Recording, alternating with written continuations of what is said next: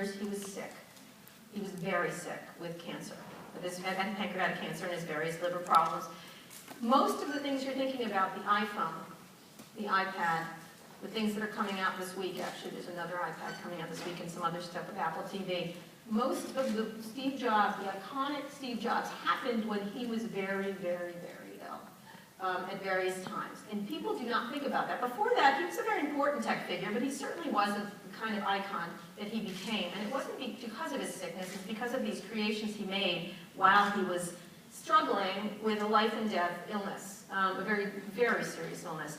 And one of the things that he, and I talked about it, and he talked about it quite a lot, and he gave a very famous speech at Stanford that I'm sure most of you have heard, about passion and doing what you think you should be doing rather than what you think other people think you should be doing. It was a very, so if you've never seen it, it's a fantastic speech, and it's well worth reading and watching him deliver it. Was that he didn't, when he found out he was dying with something very serious, besides fighting it, which he did very bravely for a long time, he actually decided to do more things in his life. Now, many people thought it was controversial, that he didn't, maybe should have spent more time with his family. He did actually spend a lot of time with his family, but he loved what he did, and he really applied himself to it. He did more. His most fertile time as an inventor, he didn't invent everything, but as an entrepreneur and an innovator was during the time he was sick, and he really felt that he had very little time, and so he had to get out what he needed to get out. He did believe he was not going to die of what he died of, and he did fight it for a long time, longer than most people would have been able to. But one of the things that was important that he took away from this was this idea that you keep going until the very end, and that you don't stop if you really have a passion for something. You know, compared to a lot of people in tech are real workaholics. They work all the time. He wasn't more so than anybody else. He just was better at it. But one of the things that I always think about was that he really didn't stop. He continued. He said, if you have a passion for something, keep at it, keep going at it. And if you don't, you need to stop immediately. And most people just don't stop the things they don't like. They continue in the things they don't like rather than move into the things they do. They don't do an abrupt switch like he did.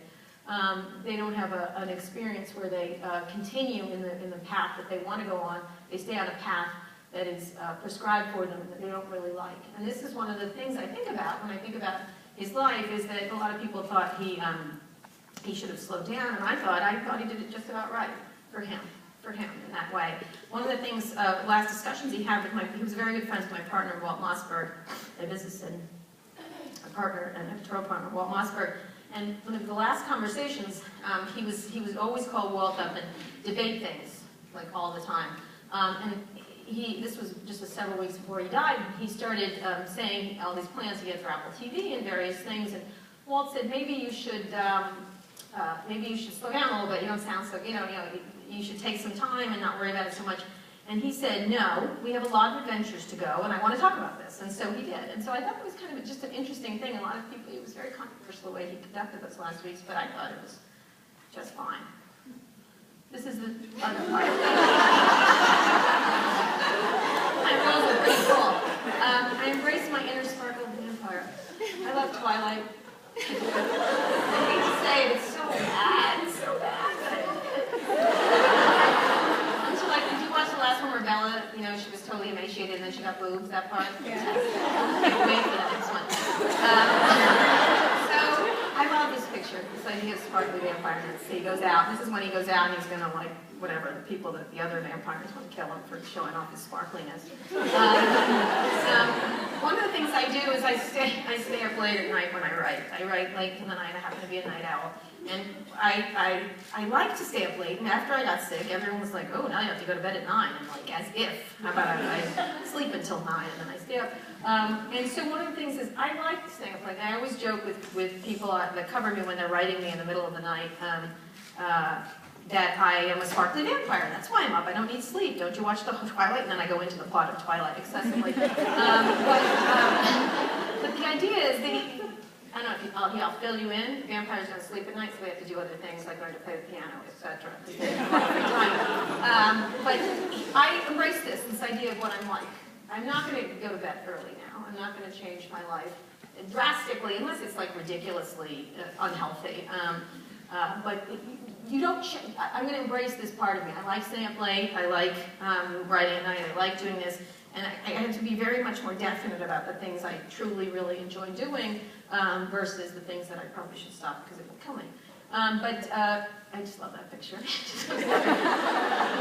hate that I love that movie so much, but I do. Thing 1 and thing 2, they're sitting over there. Dr. Seuss is God. He really is.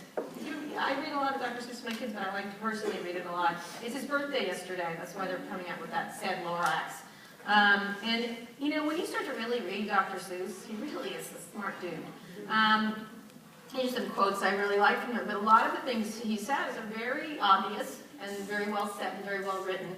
He also punctuates beautifully, which is great. This first one I love, today was good, today was fun, tomorrow is another one, which I thought was kind of an interesting way to think about life, that you move on kind of thing. Second one, be who you are and say what you feel because those who mind don't matter and those who matter don't mind. One of the things women do a lot, and I hate to use a cliche, is they care what people think too much. They spend a lot of time caring what people think. Did I do that right? They care if they fail. What do people think of me? Kind of stuff like that. I have been blessed with a complete lack of ability to care what people think. It's been that way from a very early age. It has a little to do with being gay. I'm gay and I don't care what people think. And I actually, when I realized I was gay at 4 years old, I thought, I'm fantastic. So I've been lucky. A lot of gay people that did not have that experience. I did. I thought I was special and God was again speaking to me and making me the best person ever. And so one of the things I'm lucky enough, and I do tell a lot of people who come to me and ask for advice, is you have to stop caring what people think of you.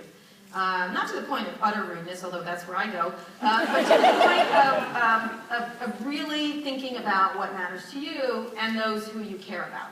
You should mostly care about what people who matter, although I don't do that either, unfortunately. Sorry, Megan. My partner, Megan's here, and she adores me, and I don't understand it in any way whatsoever.